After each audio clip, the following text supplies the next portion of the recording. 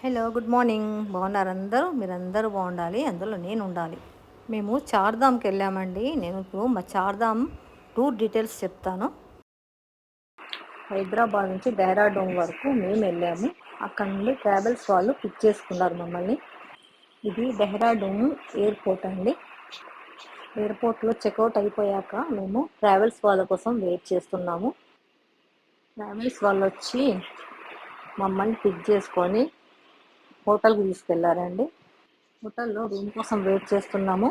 Room ఇచ్చేసారు, రూమ్కి వెళ్ళిపోయాము. తెల్లవారి పూసాదాకి వెళ్ళాము. అక్కడ నుండే హెలికాప్టర్ స్టార్ట్ అవుతాయి. ఇవంతా హెలికాప్టర్స్ ఆపే ప్లేస్ అండి. ఇక్కడ అన్ని హెలికాప్టర్స్ ఆగుతాయి. మేము హెలికాప్టర్ కోసం వెయిట్ చేస్తున్నాము. మిగతా వాళ్ళందరూ కూడా హెలికాప్టర్ల కోసమే వెయిట్ చేస్తున్నారు. ఇదే మా హెలికాప్టరు, 7 సీటర్ అండి హెలికాప్టర్. వెనక నలుగురు, ముందు ఇద్దరు, ప్లస్ టాయిలెట్ కూర్చుంటారు. బాగుంది కదండి మాకు ఇచ్చిన హెలికాప్టర్. మంచి ఎల్లో కలరు, మంచి కండిషన్లో ఉంది. ఏ ప్రాబ్లం రాలేదు.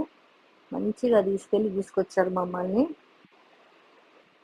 హెలికాప్టరు బయలుదేరి మందాకిని నది దగ్గర ఆపిందండి. ఇదంతా మందాకిని నది, చాలా బాగుందండి. మొత్తం మందాకిని నది చాలా అంటే చాలా బాగుంది. చాలా చల్లగా ఉంది. మందాకిని నది నుండి గంగోత్రికి తీసుకెళ్లారు. గంగా నదిని దర్శించుకున్నాము. గంగా ఆలయంలోకి వెళ్ళి గంగాదేవిని దర్శించుకున్నాము. ఇప్పుడు బద్రీనాథ్కి వెళ్తున్నాము. బద్రీనాథ్ పిక్స్ కొన్ని మిస్ అయినాయండి. ఇప్పుడు యమునోత్రికి వెళ్తున్నాము. ఇదంతా యమునా నదే. 6 కిలోమీటర్లు వెళ్ళాలండి పైకి. యమునా నదిని, యమునా అమ్మవారిని దర్శనం చేసుకున్నాము. గుళ్ళో కూడా వెళ్ళినాము. ఇదంతా యమునా నది. గుళ్ళోకి వెళ్ళి అమ్మవారి దర్శనం చేసుకున్నాము. తిరిగి కేదార్నాథ్కి వెళ్తున్నాము.